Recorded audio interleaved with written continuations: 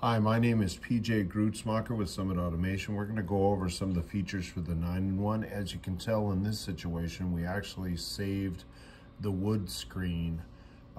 It's a screensaver, and there's a multitude of different screensavers that can show up on the wall switch when it goes dormant. In this case, for training purposes last week, we actually converted it over to this. I'll change that over here in a second. But in order to activate the 9-in-1, you just simply touch the screen. You'll come to the home page, and the home page has 4 different commands. You have an open command, a close command, stop, and unlock. You can press open and then press stop to stop the door partially opening so that it doesn't go all the way open. Or you can press open and press unlock. That performs the same feature. It disables the motor at whatever distance you want that door to open up. The close button, regardless of the position of the door, when you press close, the door will close. Now, simple things here. We have arrow buttons on the left, on the right. We're going to arrow to the right, and we're going to be consistent with that for a second. And that takes you to the features page. The features page is pretty straightforward. Self-close means, hey, I want to be able to press open, walk through the door, and then 5 seconds later, when the sensors are clear, the door will self-close. That's that feature. But in order to open the door, you do need to actively press open, and then the door will self-close. Auto open, on the other hand, auto open, when you press auto open, what will happen is that the door will open on its own when you trip one of the sensors, whether it's the overhead sensor or it's the wave sensor that you have installed at the house. So the auto open feature only works during those phases. Then we also have the proximity feature where when you turn on, when you turn on the proximity feature, sorry, let me get back over to it. When you turn on the proximity feature, what happens there is that when your hand gets close to it, when you're in auto open or self-close mode, the door will open. You will walk through. 5 seconds later, the door will close. Typically, they use a proximity sensor when you do not have a sensor on the inside of the house. And then, of course, we have the self-lock delay. When you press the self-lock, you can actually delay that for 2, 4, 6, or 8 hours. That's for when basically you want to take a walk on the beach, but you don't want the door to lock as you leave. Normally, when a door is fully closed, it locks and it throws the lock. So I'm going to walk through each of these for a second. If you press self-close, you'll have to press continue. It loads the software.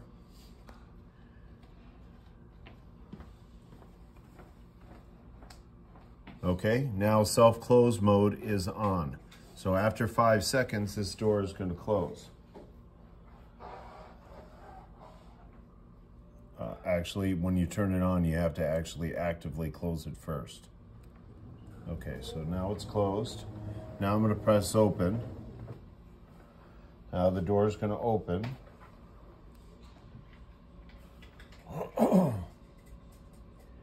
And when you put it into self-close mode, the door only opens 42 inches and then it closes. So the door is closing right now, and then I'm going to go ahead and open it. And when you place the door again in self-close mode, you'll note here at the door, if you face the door, you'll note that the door opens to 42 inches. I can readjust this door to whatever opening I want, and then that becomes the new open position. So I'm going to make that like 48 inches right now. After 5 seconds of no more movement and no sensor being tripped, the door is going to self-close. When I press open again, that's going to be the new open position. So I'm going to press open. And now that door is going to open out to approximately 48 inches that I set it at. So I can change this position when it stops moving within 5 seconds. I can make it this big. so that that's going to be the new open. But whatever happens is I have to make sure that I'm at 26 inches. If I'm not at 26 inches, it'll automatically default to 42. So I'm gonna press open. And now the new open position is going to be here. So that's how you can adjust these as you want based on the footpath that you'd like to come back around over here. I'm going to go ahead and turn off self-close now. So it's going to load, it's going to turn that off. And then what I'm going to do is I'm now going to go into the auto open mode. So I'm going to press that, I'm going to press continue, and now it's loading the software. Now at this point, because I don't have a sensor on the inside of this house, of this room, I'm going to turn on the proximity sensor as well. So now what's going to happen, if you step back, you'll see that this door is going to go ahead and close after 5 seconds, and then I'm going to wave my hand in front of the wall switch, and then the wall switch is going to basically, oh, that's right. I have to, the very first time I do this, I have to press close, sorry. So it's closing. Now I can place my hand close to it.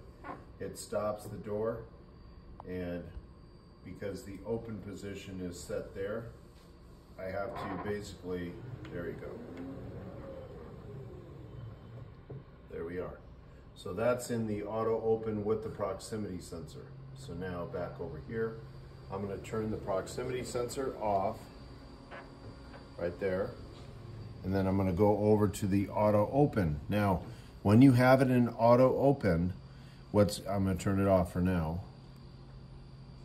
Okay, when you have it in auto open, what's going to happen is that if you have a wave sensor or an overhead motion sensor or a 6-in-1 wall switch that has the proximity built into it, or the 9-in-1 as we have here, if you turn on the proximity sensor, the auto open will open and close, will open the door, hold the door open for 5 seconds, and then close the door.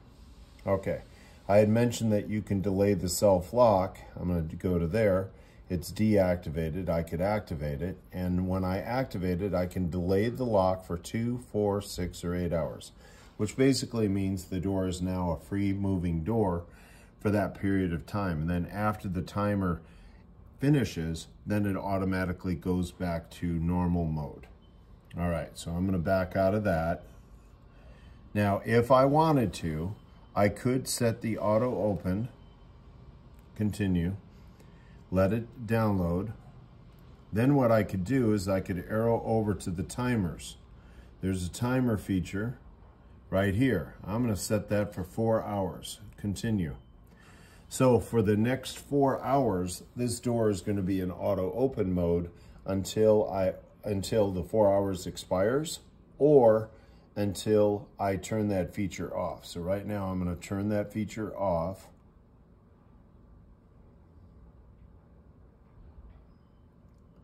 Then I'm going to go over to the timer feature, which should be deactivated because I turned off the auto open. So that's where that is.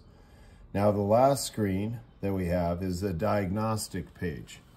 And in this situation, you can have an encoder, motion sensor, battery, or a system reset. We have an encoder issue here because I was messing with the door and it stopped the door from operating. So that would actuate. Normally when a red encoder light pops up, it normally means that there's some type of an obstruction inside the door that's preventing the door from closing. If you have a motion sensor error, that typically means that maybe one of the motion sensors is flooded with water, or it got shorted out, or there's some kind of, maybe somebody put a screw through one of the wires or what have you. If that happens, you need to call us. The encoder, you should call our main number. Our main number is 480-500-5468. If the battery light turns red, you're going to want to call us because we can send you a replacement battery. It's a lithium-ion battery that goes inside the control box. When you call our main number, we'll be happy to walk you through how to swap out that battery. So, see, it timed out. Hold on a second. Let me get back over to it. And then the last item is the soft reset. This is a system soft reset. Again, if you think you need to do a soft reset for the system, you should call our main number and one of our tech support people will be happy to walk you through it. Don't just randomly start pressing buttons because you can actually do things that you don't want it to do. So just give us a call. It's not that big a deal. Then we switch over to the background page. The background page, we have preset images. This preset image, and you'll note that we had selected this wood paneling because it's green. Let's go with a drywall version, which is here. Oh, I gotta deactivate that. Then I activate that. So now I have a drywall. This is kind of like a medium smoothness of the drywall, which kind of matches the wall that we have here. So that's activated. So when this switch goes dormant, that's the screen image that's going to come up on there.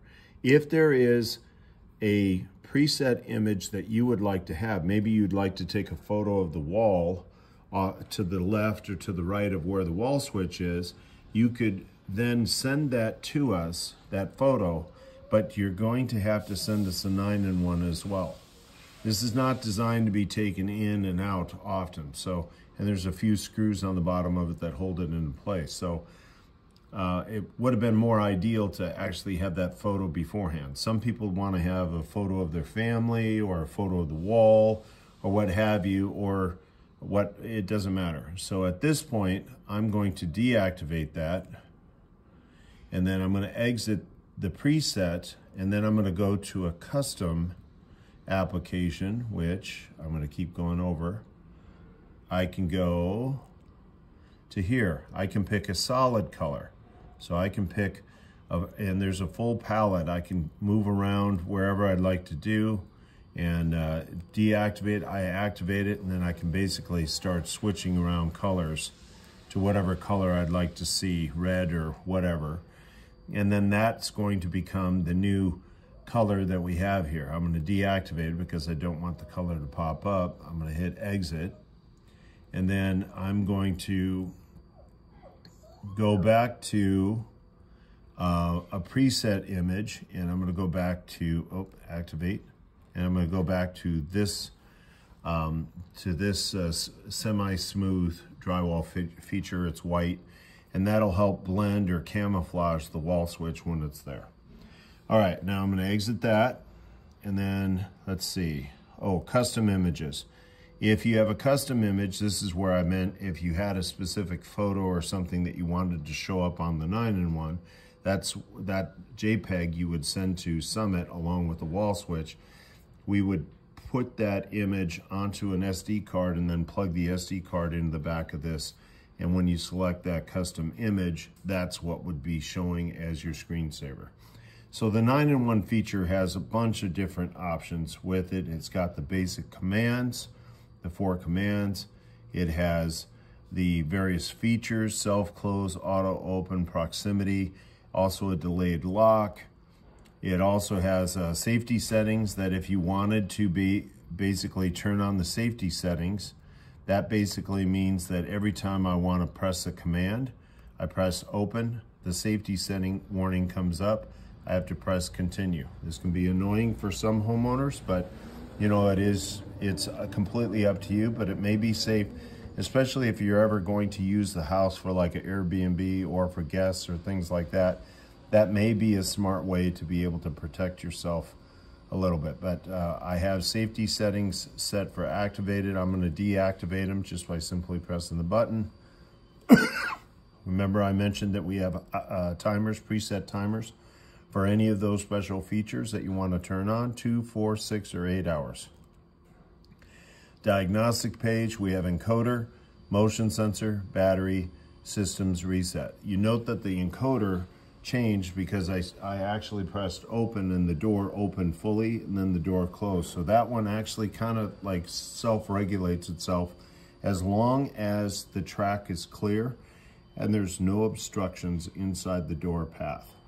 So those features. And the battery, just so you know, the battery is a backup battery. So it's really rated for a brownout. It's not rated for a blackout. A brownout is 8 hours or less. And And that also is very dependent on how often somebody is pressing open or unlock or things like that. So the idea is that you really don't want to rely on the battery as being your key feature to back it up. Ideally, you would want your door system, because we always recommend that the motor is placed on its own circuit, 15 amp dedicated circuit. Oh, you'll see that now that the screensaver has switched now over to the semi-smooth preset image, and it's white. So this there's also a sensor built into this, so this is going to darken and lighten based on the lights in the actual room itself, based on what that sensor is seeing. So anyway, those are the features. That's the 9-in-1. Thank you for listening fully, and you have a wonderful day.